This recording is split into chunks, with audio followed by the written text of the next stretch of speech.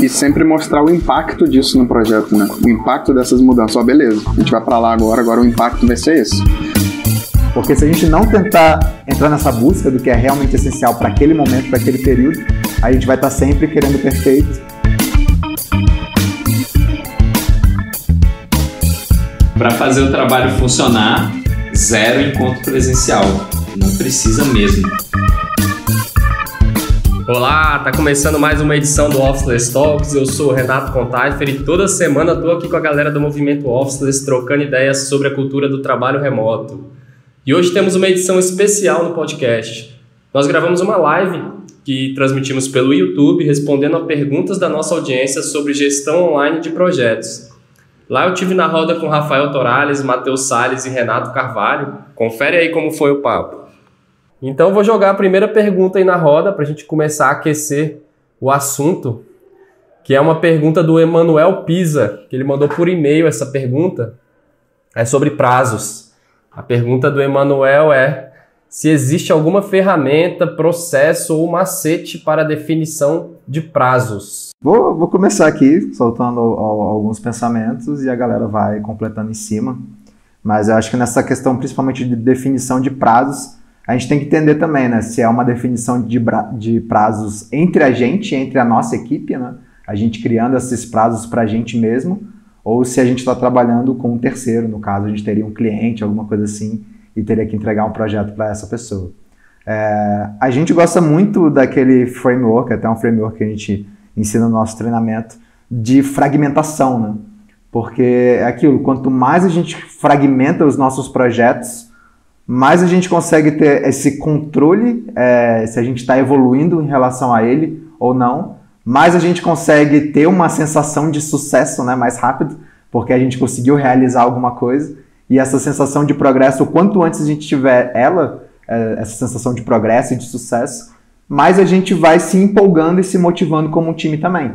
Então, se a gente coloca prazos muito longos, normalmente o que acontece é que você não vai aproveitar esse prazo muito longo para fazer o que você tem que fazer de uma forma, né, super calma, super bem estruturada. Muitas vezes o que vai acontecer é, quanto maior o prazo, mais você vai deixar para fazer de última hora, de qualquer forma. Então, se você consegue antecipar esse prazo, você consegue estar sempre em movimento. E esse fato da gente quebrar um projeto que pode ser relativamente grande em pequenos pedaços, nos gera essa sensação aí de evolução, né, rapidamente. Então, a gente gosta muito, por exemplo, a gente começava antes a fazer as nossas OKRs de 3 em 3 meses, então a gente colocava a meta ali, o que a gente queria alcançar em 3 meses. Hoje a gente já fragmentou isso ainda mais, então a gente faz ciclos de 6 semanas.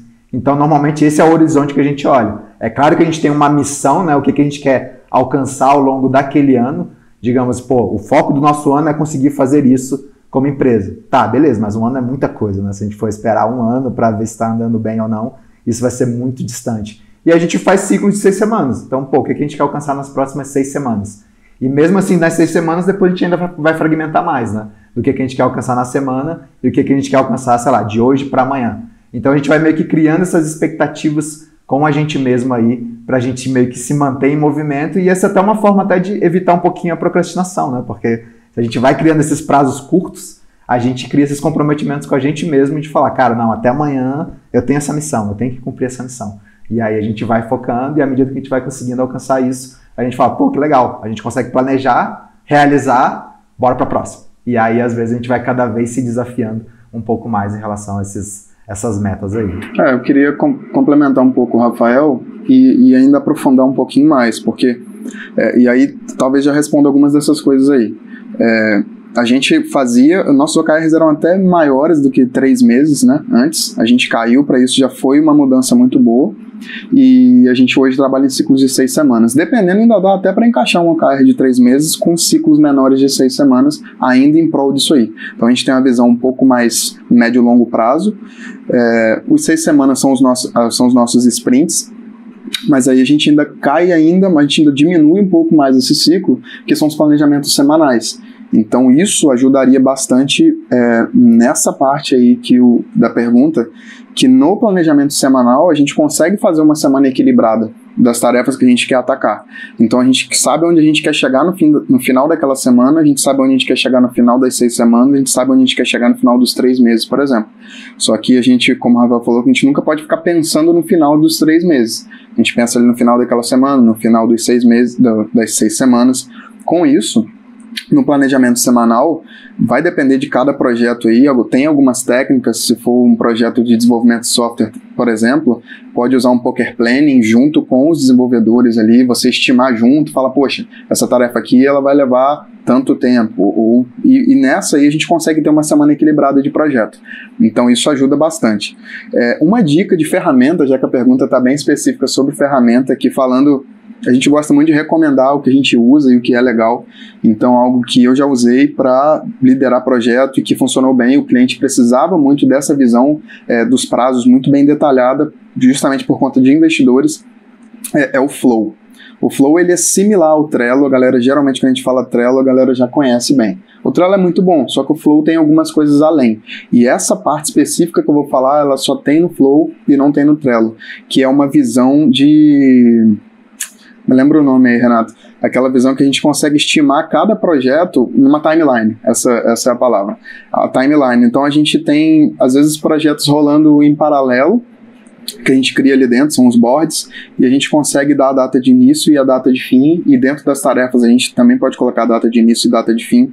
Então ela é uma tarefa que ela gerava uma visualização do projeto que a gente sabia muito bem o que ia estar acontecendo na semana 1, na semana 2, que data, o que estaria acontecendo, por exemplo, na semana 4 a gente vai começar a rodar os testes, por exemplo. Então de forma muito visual a gente conseguia fazer isso. A gente tenta não focar muito na ferramenta porque, poxa, para fazer o Kanban das tarefas, beleza, faz muito sentido, mas de prazo assim, se você tiver essas métricas, essa visão de longo, médio, pequeno prazo muito bem definido, tem gente que trabalha muito bem, até um Excel vai acabar resolvendo. Então a gente tenta não focar muito nessa parte, mas tem ferramentas que vão ajudar muito nesse meio aí. Mas primeiro é entender mais essa visão de longo, médio e curto prazo. Acho que ainda tem outras coisas aí, né, que dá para aprofundar mais em relação a isso, porque é a natureza da tarefa, né? A natureza do que tem que ser feito. Porque também é diferente a gente, por exemplo, estar medindo coisas que são coisas mais previsíveis, e às vezes previsíveis e recorrentes. Então, por exemplo, a gente aqui dentro hoje do Officeless, toda semana a gente publica, né, conteúdo nas nossas redes sociais, a gente produz podcast, a gente faz essa parte de conteúdo. Então a gente tem uma frequência com que isso tem que acontecer. Então diariamente saem novos vídeos, uma vez por semana sai um podcast, coisa assim. Então isso tudo é meio previsível e recorrente. E aí a gente sabe que a gente dentro desse prazo de uma semana tem que sair tantos vídeos, tem que sair tantos podcasts, tem que sair tantas lives, etc, etc. Mas aí tem outros tipos de tarefas que são coisas que são mais pontuais, são às vezes coisas que a gente vai ter que desenvolver naquele momento, e muitas vezes a gente não sabe ainda como é que vai ser exatamente o decorrer desse processo, porque tem coisas que a gente vai descobrindo, né, no meio do caminho, mas a gente sabe muito mais o que a gente quer como resultado do que o como que isso vai acontecer. Então, normalmente nesses tipos de tarefas a gente focaria muito mais no resultado que a gente quer alcançar do que no processo em si, porque o processo pode acontecer muita coisa ali no meio, né? Podem ter coisa, porque aí entra muito mais uma questão da gente conseguir priorizar hipóteses, né? De falar, cara, eu acho que esse aqui é o que mais vai conseguir nos levar aonde a gente quer chegar. Vamos começar por ele? Pô, beleza. Aí a gente joga energia para ele. Mas pode ser que ele falhe. E a gente vai ter que trazer uma outra hipótese que estava ali no nosso pipeline e falar, opa, agora vamos nesse aqui? Vamos ver se esse vai? E a gente vai indo. Então, muitas vezes, a gente vai estar realmente mais focado no que a gente quer alcançar lá, né? Sair da outra ponta, do que o processo em si. E muitas vezes a gente não vai se comprometer também a fazer exatamente, o caminho que a gente queria.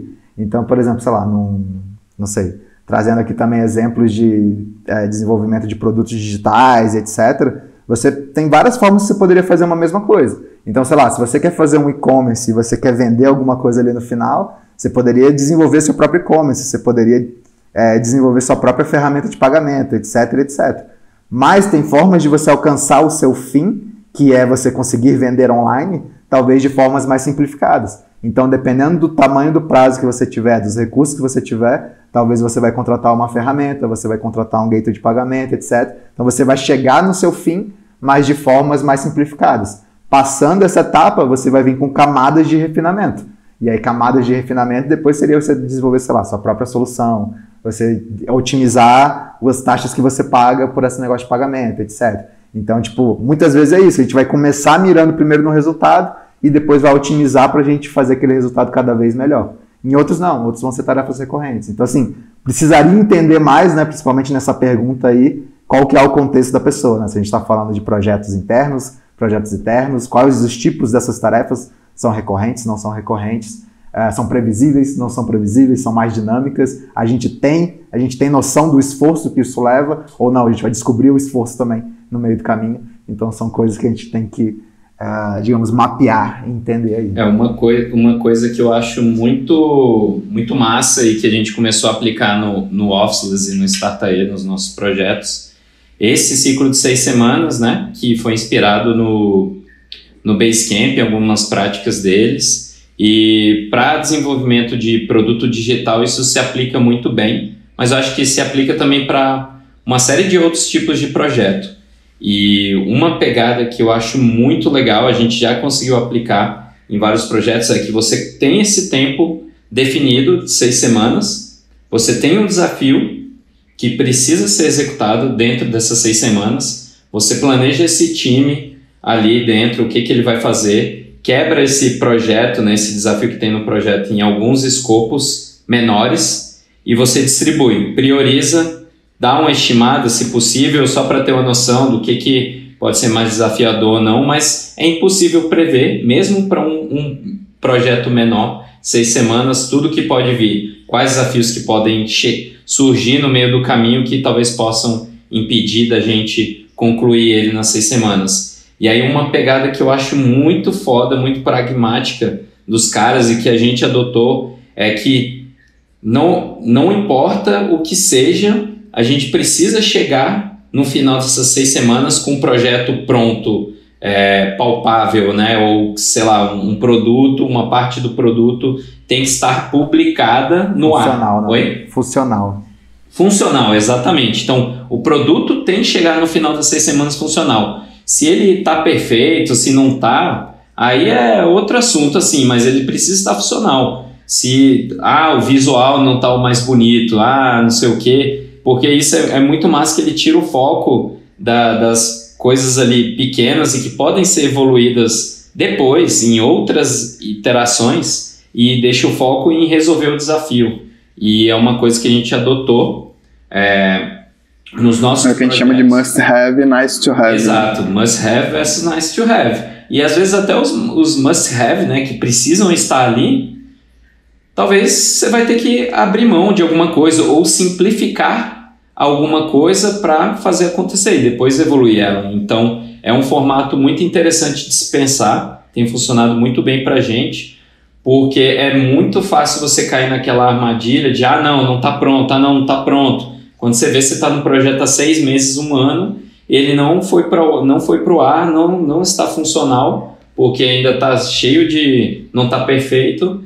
E às vezes lá na frente você já perdeu o tempo de aprendizagem, tudo, às vezes as coisas mudaram e ele nem faz sentido mais. Então é um formato bem massa que tem funcionado pra gente, assim, bem prático, bem simples. 6 semanas, executa o que tem que fazer, simplifica o que tem que fazer, mas chega no final dela com o projeto, uma entrega funcional. Se não deu realmente...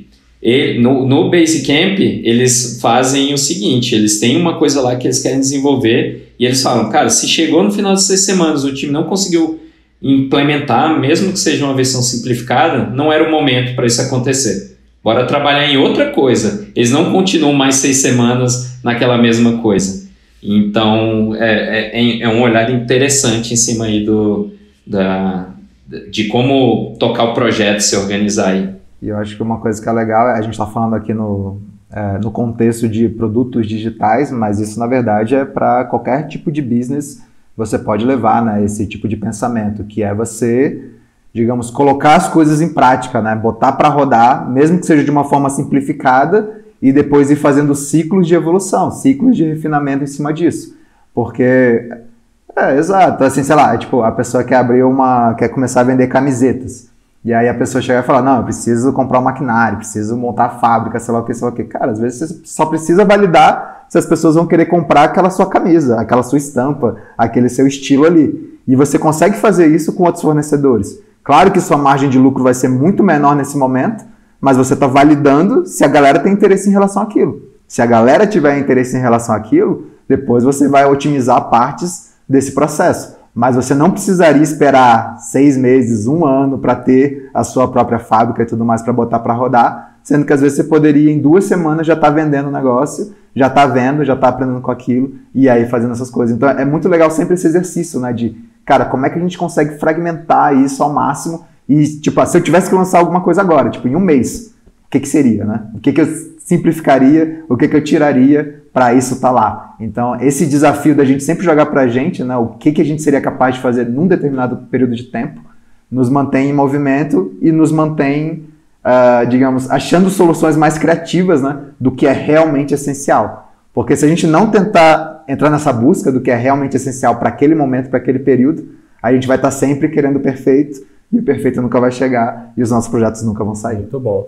E assim, quando a gente está trabalhando com um cliente externo, né, até fazendo o link com a pergunta do Luiz Boaireto ali, que tem que ter um alinhamento muito bom com o cliente, deixar bem claro que o cliente quer tudo pronto, tudo lindo, com toda a funcionalidade. Então é aquela importância de trazer o cliente para o processo também, né? A gente não vai trabalhar junto com o cliente, pegar uma demanda dele e reaparecer daqui a 1 mês com alguma entrega daquilo, né? A gente traz o cliente para o processo e ele vai estar acompanhando ali na vida real, dia após dia, o que está acontecendo, as decisões que a gente está tendo que tomar no meio do caminho ali, e tudo isso vai sendo mais realista, né? Então, esse alinhamento, o alinhamento é importante, mas mais importante ainda é o cliente caminhar junto com a gente ali, dia após dia, porque ele vai estar entendendo todo o progresso, o que é que está travando, o que é que está andando, e que decisões a gente está tendo que tomar em prol dessa prioridade.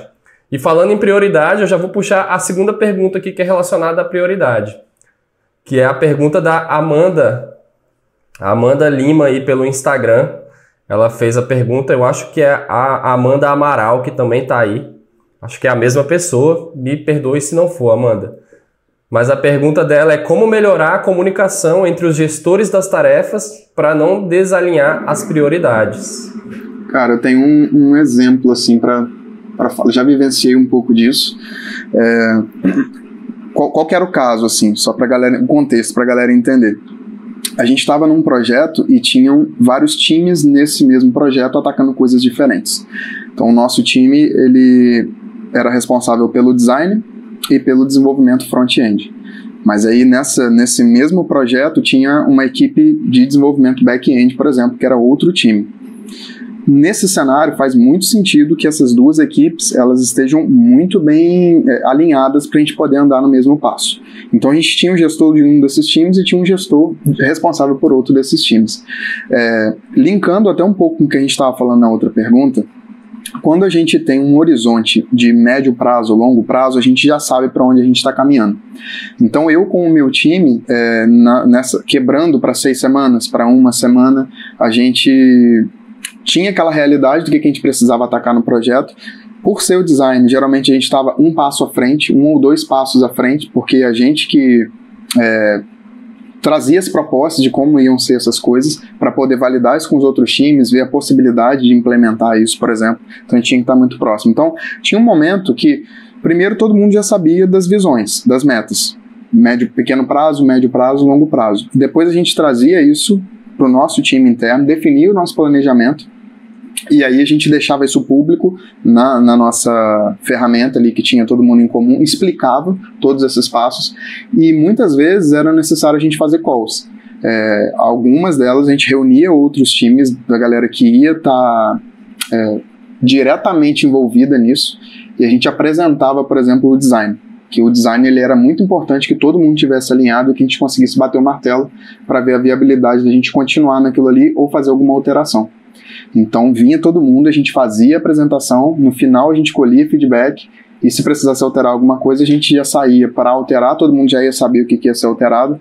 Com isso, todos os outros gestores, e aí não necessariamente precisa vir todos os times, muitas vezes só os outros gestores, porque eles vão já levar aquilo mastigado para os times, falar, ó, essas foram as decisões que foram tomadas, a gente vai seguir por esse caminho. Aí a gente tinha os links de telas, de tarefa, do planejamento, dos documentos, a gente já tinha muito isso mastigado para não ter nenhum gap de comunicação em relação a isso. Então isso ajudava muito e a gente mantinha essa comunicação frequente, não necessariamente em reuniões, não necessariamente em syncs. Dentro dos próprios chats, a gente tinha um lugar em comum onde a gente se encontrava, então a gente estava sempre conversando. Mas vira e mexe rolava às vezes de chamar pra gente fazer alguma reunião, fazer alguma coisa, mas tem que estar bem próximo aí. Complementando, a questão de ter algo visual é sempre importante, né? Porque a gente tendo algo visual, fica claro, realmente a gente consegue olhar e ver de fato ali o que está sendo prioridade pra gente. Porque prioridade, né? Prioridade é um em cima do outro, né? Não tem, tipo, uma linha com 80 prioridades na mesma linha ali, nada disso é prioridade. Então a gente realmente tem que meio que ir empilhando essas coisas e falando, cara, isso aqui é mais importante que isso daqui. Por mais que vários desses sejam importantes, mas esse é mais importante que esse, que é mais importante que esse. Então até para quem trabalha bastante com Kanban, a gente normalmente tem lá a coluna de to do, doing, done.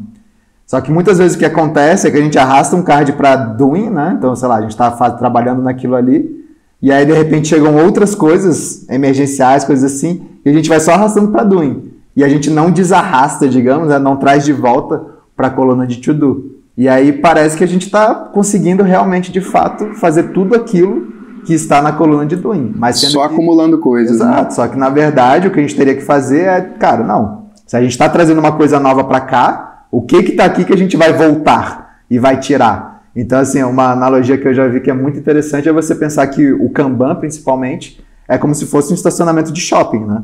Então, sei lá, um carro vai entrar ali, para ele entrar, tem que ter espaço, tem que ter vaga. E aí, se não tiver vaga, você tem que esperar um carro sair. A hora que um carro sair, beleza, outros carros entram, e assim vai.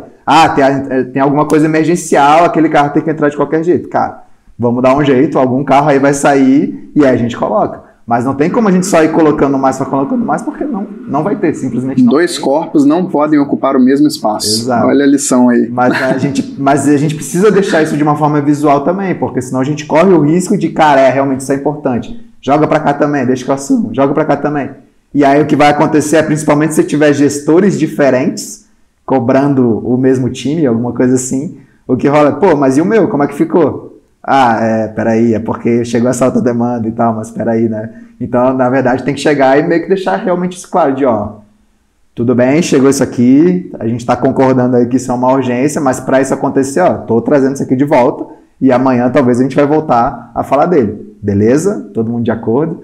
E aí a gente vai. Então, é importante também, e aí volta também numa questão de sincronia que a gente tem com o nosso time, né? De quanto tempo, em quanto tempo a gente está fazendo esse alinhamento, né? De como que a gente está evoluindo em relação aos projetos. E é comum a gente ver equipes que às vezes, colocam uma missão e aí se encontram uma vez por semana para discutir aquilo. Mas, cara, em uma semana dá para acontecer muita coisa. Então, às vezes, se a gente se encontra ali diariamente, com um período de uma frequência um pouquinho maior, a gente consegue ver isso aí e ver se isso está alinhado. Cara, qual que é a nossa missão do dia hoje? Estamos alinhados que essa é a missão do dia? Estamos alinhados que a gente tem que chegar no final do dia com essas coisas aqui funcionando para que a gente comece o outro dia bem? Beleza? E aí, se tiver alguma coisa que apareceu de emergência, a gente vai falar, e aí, galera? A gente tinha combinado que isso aqui era a missão do dia e tal, mas isso aqui, a gente precisa destravar.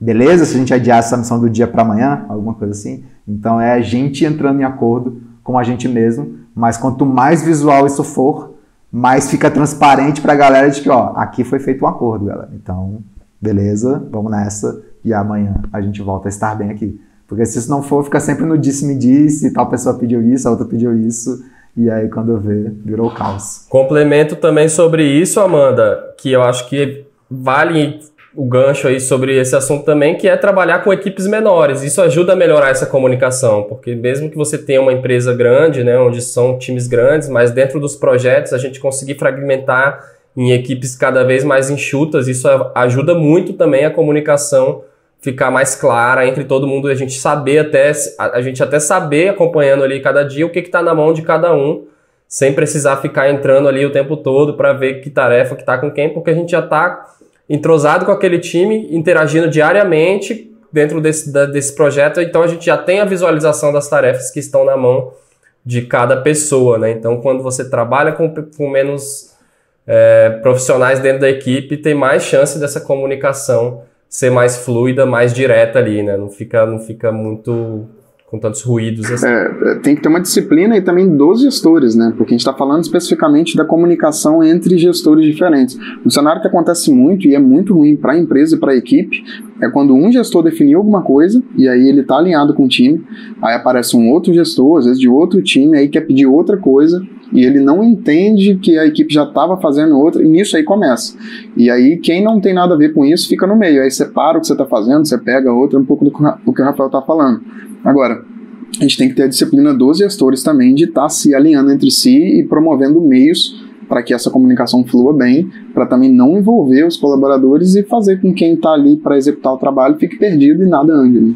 O que eu ia falar também é que desde uma parte importante ali é quando você, que inclusive o Contaife fez, né, foi a nossa primeira live ali, de como organizar o início de um projeto, né, do zero, e você trazer o contexto, o objetivo do projeto. No nosso caso, a gente tenta quebrar ele em ciclos menores, então 6 semanas, esse traz o desafio, traz a organização, traz um certo planejamento. Esse planejamento pode ser feito em colaboração com o time, né? Não é chegando uma pessoa só executa aí, mas existe uma visão do para onde a gente está indo e tudo, um tempo mais curto, que fica muito mais fácil você manter o time inteiro saber para onde está indo, né? E aí depois isso acaba refletindo nas tarefas e nas colaborações que o time vai fazendo durante as semanas até chegar no objetivo final. Então acho que a combinação dessa série de pontos aí que a gente falou pode ajudar bastante aí a galera a não perder, né, o alinhamento das prioridades. É papel do gestor, né? Proteger o tempo da equipe. E isso é uma coisa importantíssima, assim, porque se a gente tem os gestores ali, e aí cada hora um chega e fala, pô, mas eu preciso disso aqui também, e eu preciso disso aqui, e aí a galera fica interferindo, e aí às vezes o gestor, o líder principal ali de uma equipe, já tinha combinado tudo isso, fez tudo isso aí que o Renato acabou de falar, de planejar ali, fazer o kickoff, tudo direitinho, de repente chega uma outra pessoa, e aí fala, pô, não, mas galera, tem que fazer isso aqui. Pronto, já era toda a programação. Então, como é que a gente consegue fazer essa comunicação entre gestores para que a galera não chegue também facilmente no time ali a qualquer momento, né? Tipo, digamos, num escritório, o cara já chegaria na sala já pedindo, então, eu quero isso.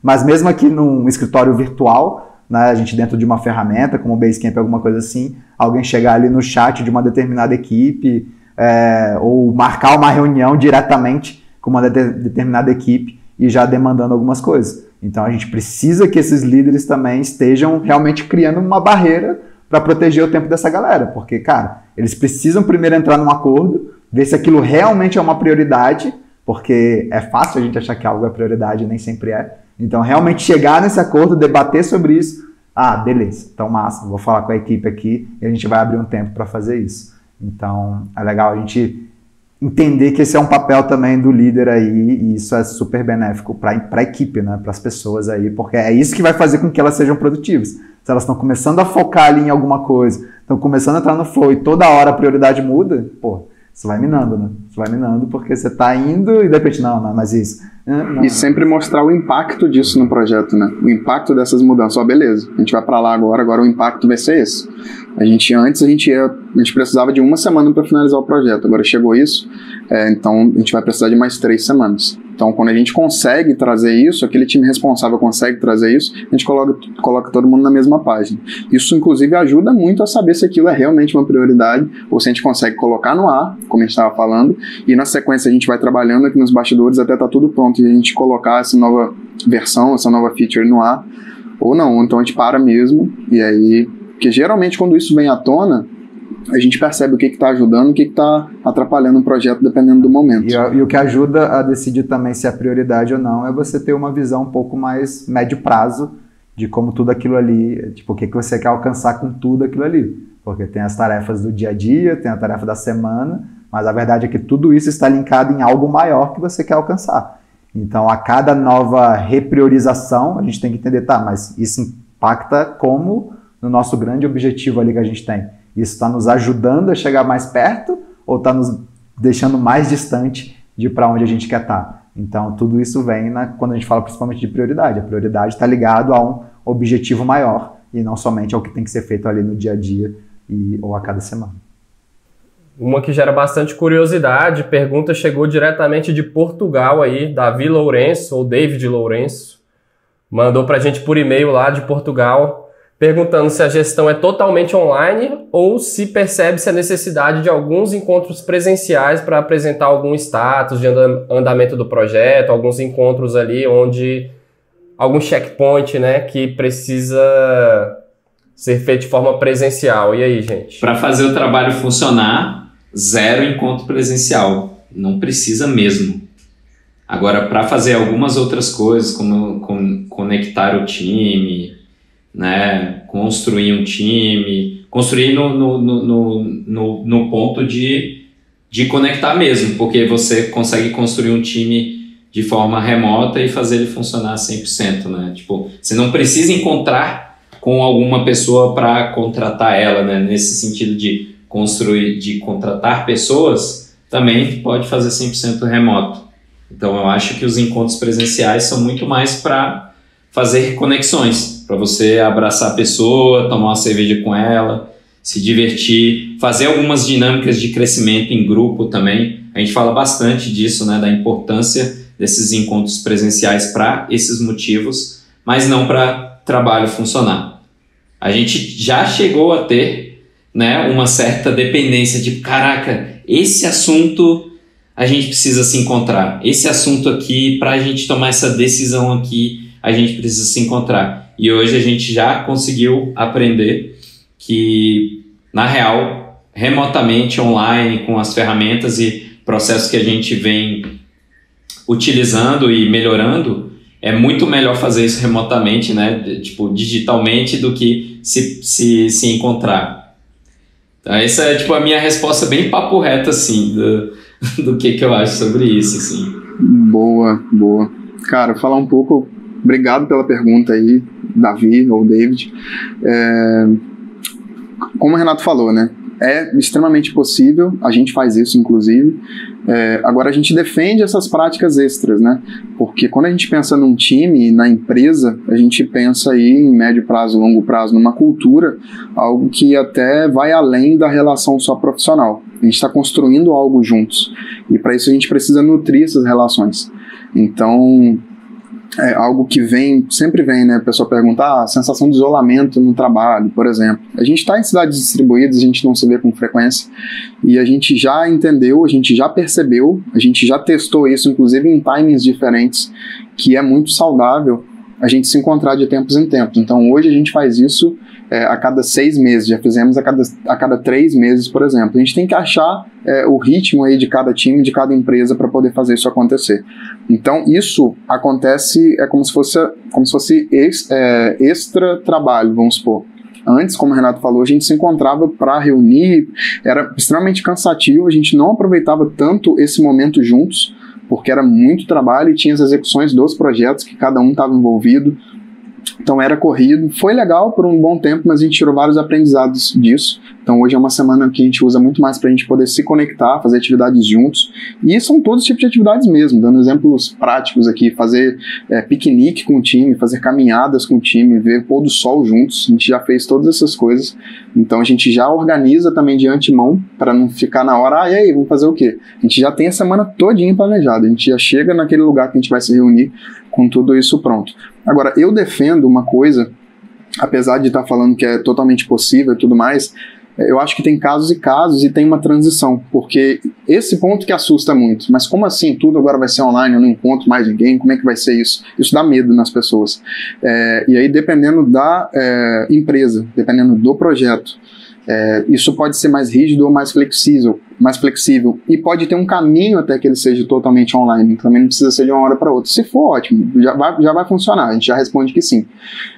Mas a gente já trabalhou em projetos aqui dentro da empresa, por exemplo, que o cliente, o investidor, ele precisava que reunisse o pessoal para a gente poder fazer uma apresentação do trabalho que tinha sido feito. Isso é totalmente plausível. Então tem casos e casos. Então nesse caso, por exemplo, a gente deslocou o time, fez esse encontro, fez essa apresentação. Era uma necessidade do cliente, aí era algo diferente. Então isso pode ser feito, é normal, agora a gente só entender aí e não deixar isso ser uma trava, ou seja, toda semana a gente vai precisar se reunir para poder fazer o planejamento semanal. Isso não pode ser uma condição, a gente não precisa depender e colocar um apoio muito forte nisso, porque senão as coisas vão deixar de andar. Isso é não ser um pré-requisito mesmo para que o trabalho aconteça. Então é a gente saber que ele pode acontecer de qualquer forma, a gente está muito tranquilo em fazer essas práticas, né, de, sei lá, fazer um planejamento estratégico, fazer um brainstorming, ter esses trabalhos colaborativos, saber exatamente como fazer, estar extremamente confortável em fazer isso remotamente. E se a gente quiser em alguns momentos fazer isso de forma presencial, juntar a galera para fazer, beleza. Mas aí a gente vê que foi muito mais uma opção, foi porque a gente quis fazer aquele tipo de atividade junto, do que uma necessidade, uma obrigação, porque senão a gente se trava. E aí em momentos que a gente precisa ter uma discussão dessa importante e a gente não tá junto, e aí, o que a gente faz? Não, vamos voar, galera, meu Deus, sai correndo aí desesperado, compra passagem super caro, junta a galera, sendo que você sabe que daria para fazer remotamente. Voar, galera. Tranquilamente, exato. Mas é isso, então a gente sabia que não precisaria, tanto é que, a gente tá há 7 anos atendendo clientes do Vale do Silício, e nenhuma das vezes que a gente foi para lá foi porque a gente tinha uma apresentação importante ou porque a gente tinha que fazer uma etapa do projeto lá com eles. Não, às vezes que a gente resolveu ir para lá foi porque a gente já estava trabalhando há um tempo com a galera e falou, cara, vamos aproximar mais, vamos conectar mais. Então, do mesmo jeito que a gente faz esses encontros para se conectar mais entre a gente, o nosso time, a gente queria se conectar mais também com os nossos clientes. São pessoas que a gente está trabalhando no dia a dia e, seria legal encontrar com essas pessoas presencialmente, ver como é que é o ambiente que elas estão, né, e etc. Então, isso é legal, quando a gente se encontra, porque a gente, que legal, vamos fazer esse encontro acontecer, do que a gente gerar essa dependência de que, não, toda vez que a gente for iniciar um projeto, tem que encontrar ali. Toda vez que a gente for fazer uma revisão ou for tomar uma decisão importante, aí não, a gente tem que encontrar. Não, tudo isso dá para fazer 100% online, 100% remoto, e aí a gente decide se encontrar. E até acho que nesses momentos em que a gente reúne o time, fazer alguns desses tipos de atividade é legal de fazer junto, né? Em vez de tirar 100% da semana só para a gente fazer essas atividades, digamos, mais de conexão ou mais, sei lá, de mais hobby, assim, né? Da gente estar fazendo trilhos, coisas assim. Mas a gente trazer atividades de planejamento é legal porque é um time sonhando junto. E quando a gente está junto, né, planejando isso e pensando em ideias e coisas assim, e fazer isso presencialmente, é legal. Isso também ajuda na conexão. Mas aí, de novo, está muito mais com o objetivo de a gente se conectar ainda mais por esse grande sonho que a gente tem como equipe, do que de, a gente tem que aproveitar esse momento para todo mundo junto, porque senão a gente não conseguiria fazer esse tipo de atividade. Não, a gente conseguiria, tá tranquilo. É muito mais uma opção para a gente se conectar ainda mais como um time. E aí tem uma pergunta interessante aqui essa é da Micaela Santos, mandou pra gente pelo Instagram. A Micaela pergunta, ela fala, eu tenho um time misto, né, aquele formato híbrido que a gente chama, metade no escritório e metade remoto. Como evitar privilégios? Talvez ela esteja se referindo aos casos em que as pessoas que estão trabalhando de casa ou de algum outro lugar que não é na sede da empresa são vistas como isso é visto como um benefício, né, adicional. Então, acho que é legal a gente falar um pouco sobre isso e como que isso reflete na gestão de projetos, né? A gente vê em alguns casos onde as pessoas que estão fora do escritório precisam, inclusive, produzir comprovadamente tantos % a mais, né? Então, como é que a gente faz aí para evitar esse privilégio, galera? Mas só para entender, porque o privilégio é para quem está fora, porque isso é um privilégio, poder estar fora, ou o privilégio é de quem está fora pode ser excluído, quem está dentro vira panelinha, e aí, sei lá, pode ter cargos melhores, pode se evoluir mais rápido, alguma coisa assim. É só porque não ficou claro para mim. Eu acho que a pergunta tem os dois sentidos. Inicialmente, eu interpretei como sendo as pessoas de fora estarem vistas como sendo privilegiadas e quem está ali no escritório ficar com aquele sentimento, né, de que está sendo desfavorecido. Mas a gente pode trazer os dois cenários aí. Acho que uma discussão super válida. Eu gosto mesmo é quando a gente entende que trabalhar remoto não é nenhum um privilégio, assim. Eu acho que o que a gente está querendo trazer, principalmente com a mensagem que a gente traz via Officeless, é que isso seja um padrão, né? Seja um natural. E aí o remoto não é nem o local, não é onde você está. O remoto, na verdade, é um pensamento que uma determinada equipe adota. Então você pode estar remoto trabalhando de um escritório, assim como você pode estar remoto trabalhando de casa ou de um coworking. Então a verdade é, a gente tem uma equipe remota que é uma equipe que funciona bem trabalhando de qualquer lugar. E aí a gente dá essa autonomia para as pessoas decidirem onde elas querem estar. E aí para quem decidir ir para o escritório, não há nenhum tipo de privilégio estar no escritório, é porque ela quis estar no escritório, assim como quem foi trabalhar em casa, também não há nenhum tipo de privilégio para ela. Ela simplesmente preferiu trabalhar em casa. Então, na verdade, o privilégio, acho que o grande privilégio aqui tem que ser, cara, você ter a liberdade, a autonomia de trabalhar de onde você se sente melhor. E pode ser que onde você se sente melhor, hoje seja de casa, essa semana seja de casa, mas amanhã seja, não, eu quero estar num outro ambiente, quero estar no escritório. Então, acho que esse é o mais legal. E aí a gente adota o pensamento realmente remoto, que o remoto não é tipo, quem está fora do escritório está remoto, quem está no escritório não está remoto. Não, eu acho que a gente tem que trazer o lance de que é uma equipe remota. E aí algumas pessoas optaram em ir para o escritório, outras optaram por ir para o coworking, outras optaram em ficar em casa, e tá tudo bem para todo mundo, não é privilégio de ninguém. E quem está num ambiente diferente não deveria produzir a mais por causa disso. Então, tipo, se hoje eu vou para o escritório, eu posso produzir normal. Se hoje eu estou em casa, eu tenho que produzir 20% a mais. Se hoje eu passei a manhã em casa e à tarde no escritório, de manhã eu produzo 20% a mais. Aí tem que fazer a conta. Aí à tarde, aí tipo, e aí? O que é isso? Né? Sendo que quando a gente adota esse pensamento remoto, a gente simplesmente dá autonomia para a galera aí escolher aonde que quer estar melhor, onde se sente melhor, e aí vai. Mas essa é a visão do que a gente acredita, né? De como as coisas devem ser. Mas talvez... Nem sempre, como a gente tem esse próprio exemplo, né, de quando alguns lugares fazem com que as pessoas que trabalham remoto, porque seria um privilégio, terem que trabalhar a mais, 20% a mais. Né? Alguns outros lugares, empresas, dão quase privilégios para quem está no escritório pelo fato de talvez... sei lá, terem benefícios a mais ou estarem mais envolvidos, por exemplo, né? Tipo, porque eu tô no escritório, eu sei de tudo que está acontecendo, né? Não tô falando do mundo perfeito, tô falando do mundo real e que acontece em alguns lugares. Então, quando a empresa não adota o trabalho remoto de verdade, isso é muito comum. Tem uma galera no escritório e ele é privilegiado porque ele está por dentro das coisas. Ele tem informações que não chegam para os outros, né? Exato, ele não está sendo excluído. E aí quem trabalha remotamente nesse caso é o cara que fica por fora de tudo, só chega e executa aí, pronto, e só lamenta aí se você não está sabendo, só executa aí, esse é o plano de hoje ou da semana. Então tem um pouquinho dessas coisas assim, né, acho que essa visão que você apresentou é o que a gente acredita. E aí tem o que acontece hoje em dia nas mais várias empresas, esses outros problemas. Né?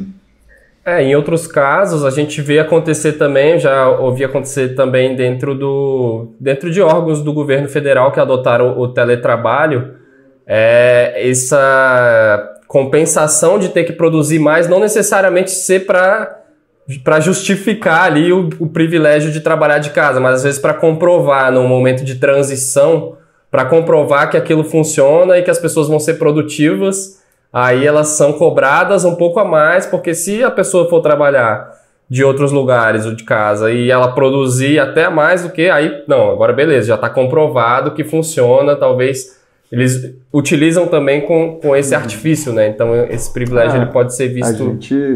A gente já conversou com várias pessoas, né, desses órgãos, inclusive a gente já ajudou alguns órgãos, e é interessante, e dá para ver que, tipo, tem uma premissa interessante quando isso foi feito, que é principalmente de você ter as métricas e as metas claras.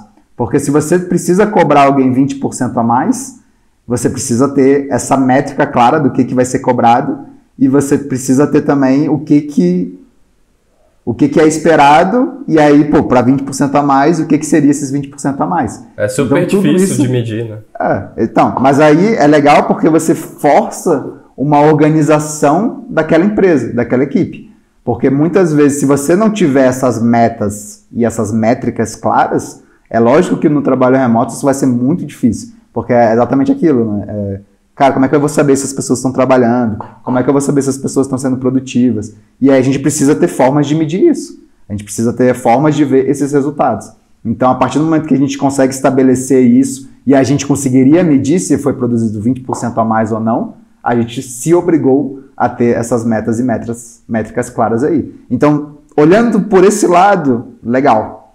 Mas é importante entender que vai ser cada vez mais difícil mensurar isso. Justamente por isso que a gente acabou de falar aqui. Porque as pessoas elas não vão estar fixas no local. Elas não vão estar fixas no escritório, elas não vão estar fixas em casa. A verdade é que quando a gente conseguir fazer o trabalho remoto funcionar bem dentro de uma equipe, isso é uma opção da pessoa. E ela pode estar transitando de locais.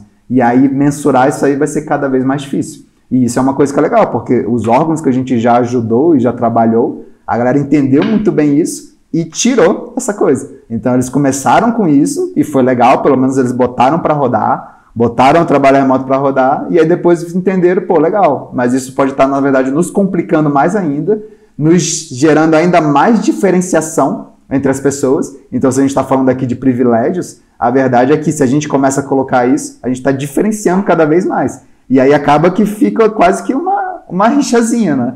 De, pô, a galera da casa, a galera do escritório, sei lá o quê. E não, sendo que deveria estar todo mundo igual. Né? Queria uma separação. Esse é o ponto, cara. Esse é o ponto.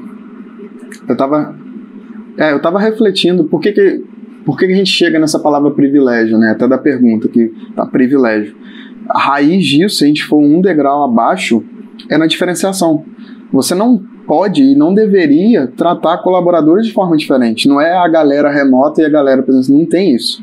É o time. Então, independente se tem um remoto e o outro não está, ou está no escritório. Então, a gente tem que fornecer as mesmas condições de trabalho para os dois lados, que na verdade é um lado só. A gente tem que falar dois aqui para a gente poder entender como deixar isso equalitário. Essa semana saiu um podcast, a versão 24, o episódio 24 do podcast, a gente dá algumas dicas práticas, assim, a gente falou muito sobre isso, sobre gerenciar dentro do escritório ou fora do escritório, mas trazendo algumas coisas para cá, eu acho que tudo começa com essa diferença de tratamento. E aí lá a gente fala que se tem uma pessoa do time remoto, não interessa. Todo mundo está remoto. Então, para a gente poder trazer essa pessoa para o time, para as discussões, para essas coisas que são muito fáceis de acontecer dentro de um escritório, a gente precisa trazer o pensamento do remote first. Dei uma olhada rápida no chat ali, a pessoa estava até falando sobre isso, que primeiro você traz para o remoto, primeiro você traz a discussão para o remoto, para você dar a oportunidade, a possibilidade de quem está remoto também estar participando daquela discussão, trazer. E isso vai trazer muitos benefícios para a empresa, não é só para a pessoa que está remoto.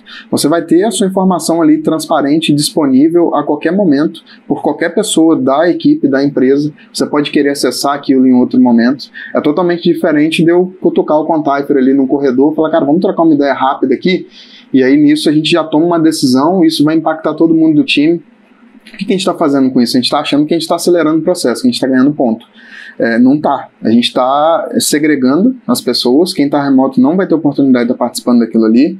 Às vezes, quem está remoto tem uma visão que mudaria tudo daquilo ali que a gente decidiu. Ou seja, já teria sido jogado fora todo esse tempo que a gente teve ali no corredor. E a gente teria ainda que contextualizar todo mundo, isso falando de uma galera disciplinada, né? Depois dessa conversa, contextualizar todo mundo sobre o que acabou de acontecer ali, aquela conversa que aconteceu. Então, eu acho que isso vai desde esses aspectos de informação, de forma de trabalhar e tudo mais, e até aspectos extras, porque às vezes a gente comemora no escritório, né? Tem escritório que tem cerveja, tem algumas coisas assim, e como que a gente consegue também incluir pessoas remotas nesses casos, né? Teve uma vez que estava gerindo um projeto, estava em Brasília, e teve um colega que ele não poderia ir. A gente estava numa época de muita pressão, a gente tinha que fazer uma entrega, tinha o deadline, era naquele dia, e a maioria do time estava ali no escritório. E aí a gente ia fazer a entrega naquele dia. Então, a gente doido ali para chegar naqueles finalmente, para a gente poder comemorar, Mas eu lembro que nesse dia eu fiquei o dia inteiro com aquilo na cabeça. Falei, cara, como que eu consigo fazer esse ambiente, né, sem essa barreira, já que tem uma pessoa do time que não está aqui. Então, nada programado, não era uma festa, não era nada, mas a gente comemorou muito depois que a gente colocou aquela feature no ar. Já era o fim do dia, já tinha anoitecido, então tinha parte do time ali, então a gente brindou junto, mas a gente fez uma call. Eu lembro que mandei entregar uma pizza lá na casa do cara que estava lá do outro lado, que não tinha conseguido comparecer. A gente fez um brinde ao vivo e trocou uma ideia ali, ficou comemorando. Então tem coisas que são protocolos e formas de a gente fazer esse trabalho acontecer da forma profissional. Agora tem coisas que vão além e a gente consegue deixar esse ambiente também maneiro, legal para quem está de fora, para que essa pessoa não se sinta um ET, para que ela faça parte e se sinta ali como do time, como da família, como todo mundo. Pô, a galera que tá fazendo, tá participando, por que não você também tá aqui com a gente, né? Então a gente consegue, claro, a gente tem algumas limitações, ele não poderia estar ali com a gente, mas o que a gente poderia fazer dando o nosso máximo para que ele pudesse estar ali com a gente, entre aspas, né? Então, cara, isso aí também não tem regra pronta, cada um sente ali do feeling e faz e claro, tem que estar alinhado com a cultura vai ditar muito isso. O mais curioso que eu tô achando dessa discussão é que o privilégio pode ser enxergado dos dois lados mesmo, né? E dos dois lados. No fim falou ali, né, que no caso deles, as pessoas internas do escritório estavam achando que os remotos estavam sendo privilegiados e começaram a ter grande insatisfação e essa galera começou a exigir ter a liberdade de trabalhar remoto, mas eles não trabalhavam bem remotamente, ou seja, tem algumas coisas aí, porque se a gente realmente remover essa desigualdade e falar, não, a empresa é remota, quem está trabalhando no escritório vai trabalhar também sob o mesmo fluxo, né, de todos os fluxos de comunicação, de gestão, regime, de horário, de tudo, né? Tudo no ambiente virtual. Dessa forma, naturalmente, você remove a dependência do escritório e passa a ser um detalhe onde as pessoas estão.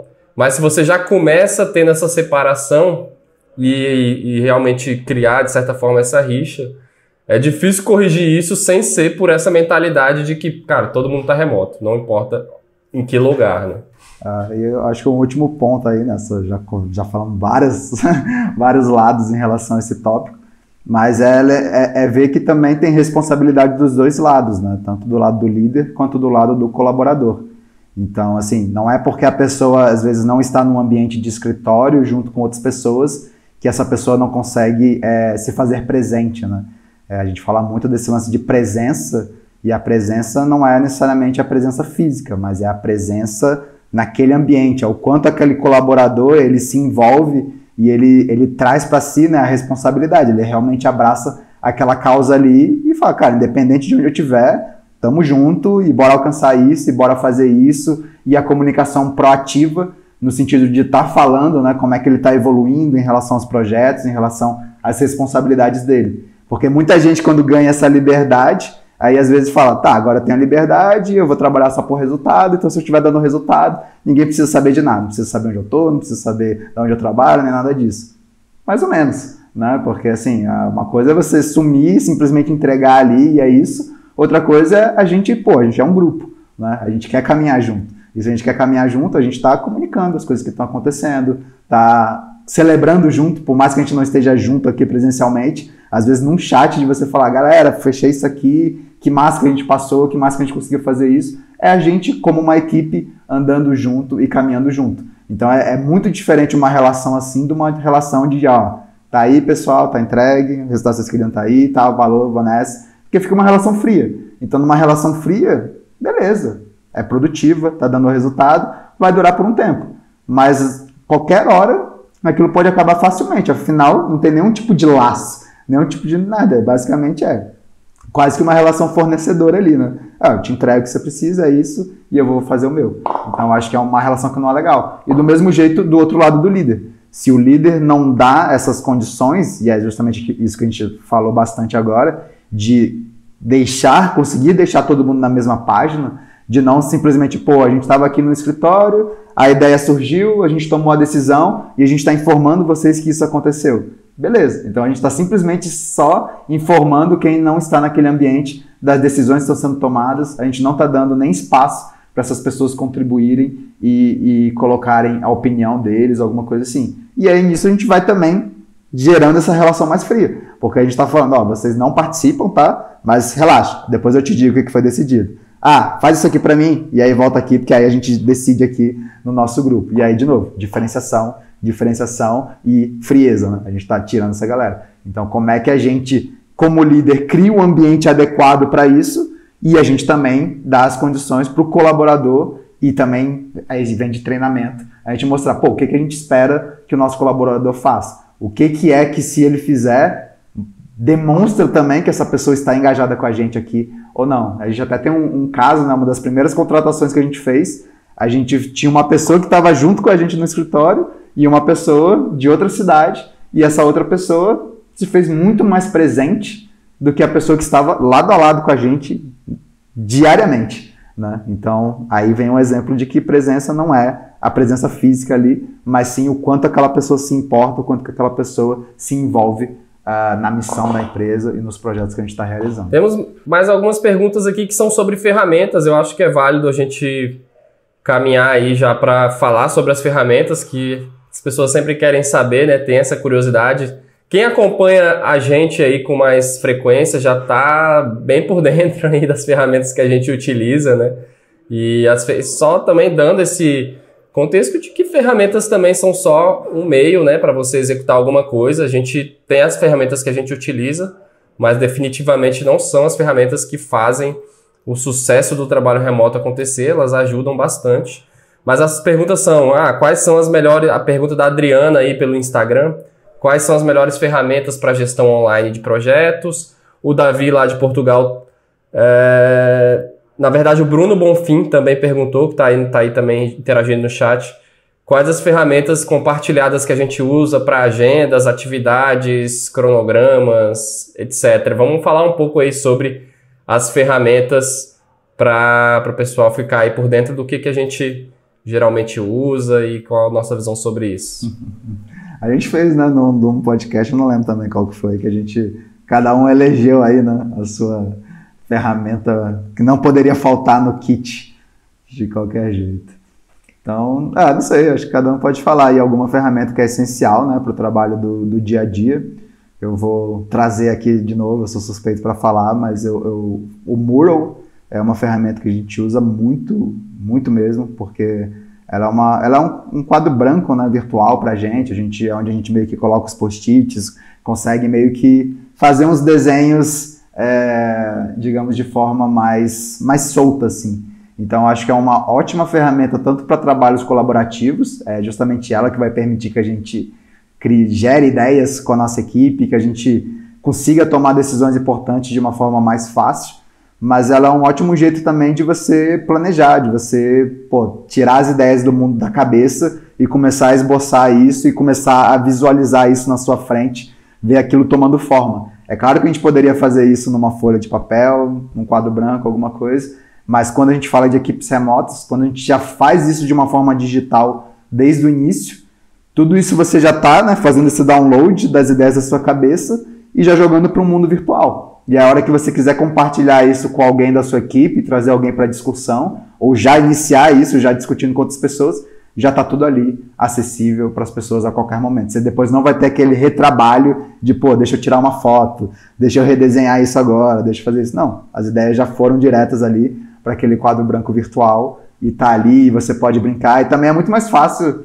às vezes, de você fazer ajustes, né? Muito mais fácil você deletar um post-it ali digital do que você reescrever de novo, colar, trocar, etc. Então, é tudo muito instantâneo. E pra gente que tá... mais ecológico. Exato, também. E pra gente que tá trabalhando de diferentes locais, também é fantástico, porque às vezes você começa um desenho, sei lá, eu tô em casa aqui, começa um desenho aqui, e aí à tarde eu tô num café e deixei o negócio lá, meu Deus, e agora? Não, aqui não, você abriu a tela e tá rolando. Pra mim, assim, hoje é uma ferramenta imprescindível pra mim, mas tem muitas outras aí que eu vou deixar a galera puxar.